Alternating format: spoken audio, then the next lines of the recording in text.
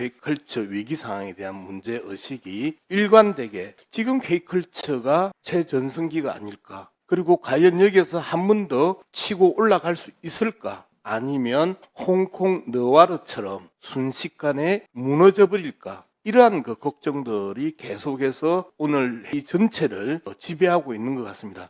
이 속에서 우리가 K-팝, K-드라마, K-뷰티, K-푸드, 패션, 뮤지컬, 투어, 무비, 수많은 K를 앞에 붙이면서 K컬처 300조 시대를 향해서 달려가겠다라는 장관의 의지를 뒷받침하기 위한 여러 고민들을 하는데, 여기에서 오늘 저는 행정에 대한, 예술 행정에 대한 문제를 한번 지적을 해보도록 하겠습니다. 사실상 이 대중예술문화산업발전법을 보면 연예기획사에 대한 문제가 아주 중요하거든요. 연예기획사가 사실상 최첨단의 창작과 K컬처의 천병들로서 역할을 해왔던 부분에 대해서 우리는 충분히 인정을 하고 있습니다. 그럼에도 불구하고 모든 스포츠의 기본이 되는 육상처럼, 그리고 모든 제조업의 기본이 되는 화학처럼, 모든 이 K컬처의 기본이 되는 이러한 행정 영역이 얼마만큼 탄탄하게 기초를 잡아주느냐에 따라서 큰 변화 속에서 버틸 때는 버티고, 치고 갈 때는 치고 가고, 끌고 갈 때는 끌고 가는 이러한 부분인데, 미등록 기획사가 난립하고 있는 상황, 그러면서 거기에서 수많은 문제점들이 발생을 하고 있습니다. 지금 우리나라 등록 기획사가 개인이 2,200개 정도, 그 다음에 법인이 4,500개 정도인데, 여기에서 통계가 1인 기획사와 2인 이상 기획사, 그 다음에 10인 이상 기획사, 50인 이상 기획사 분류가 없어요. 통계가 없어요. 이런 부분부터 특히 1인 기획사의 미등록 현황도 최근에 이제 여러 가지 문제가 됐죠. 그런데 2인 이상의 기획사들이 몇 개가 되는지, 그리고 미등록 2인 이상 기획사는 얼마나 되는지,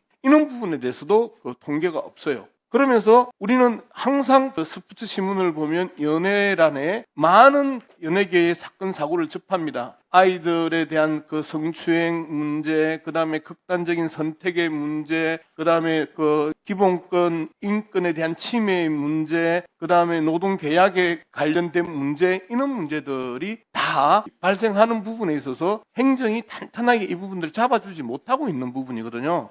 이런 부분에 대해서 지자체의 관할이기 때문에 문화부가 책임 없다, 이렇게 이야기하기에는 300조 시대를 향해서 대장정을 떠난 문화부가 할 말은 아닌 것 같고요. 이 부분에 대해서 이제 장관께 이 질문을 좀 하려고 하는데, 미등록 업체에 대한 그동안의 문화부 대처는 어땠다고 생각을 하십니까? 네, 그동안 소홀했다고 생각합니다. 소홀한 게 아니고 아무것도 안 했지요. 법이, 대중문화예술산업발전법이 2014년에 만들어지고 벌써 11년이 지속되고 있는데, 이 법에 대해서 한 번도 문화부가 쳐다본 적이 없습니다. 26조 대중문화예술기획사의 등록 문제에 대해서 한 번도 문화부가 쳐다본 적이 없어요. 이런 부분에 있어서 이 법을 왜 만들었냐 하면, 바로 그런 부분을 잡으려고 만들었던 겁니다. 공정한 영업 질서 조성이나 아동 청소년 대중예술인 권익보호 가이드라인, 이런 부분들, 그 다음에 성교육, 그 다음에 자살 예방 교육, 그 다음에 병무행정 관련, 이런 다양한 부분에 대한 회사의 교육의 영역이 있었기 때문에 이러한 법을 만들었고, 10여 년 전에 발생했던 그 수많은 비리와 부패와 그 다음에 비인권적, 비노동적 개념들과 작태들이 여전히 오늘 이 시간에도 벌어지고 있기 때문에 11년이 지난 이 시점에서 이 문제를 국감에서 다루게 되는 겁니다. 문화부의 행정이 얼마나 중요한지에 대한 부분을 다시 한 번 더 제고하려고 이 문제 제기를 합니다. K컬처 300조, 정말 우리의 꿈의 시대를 이 상황에서 날려버릴 것인가, 안 그러면 더 탄탄히 가지고 갈 것인가, 저는 그런 생각을 계속합니다. 수많은 관광지들이 최근에 와서 폭삭망한 관광지들이 숱하게 드러나고 있습니다. 그리고 서울에서도 수많은 젊은이들이 모였던 우리 시대의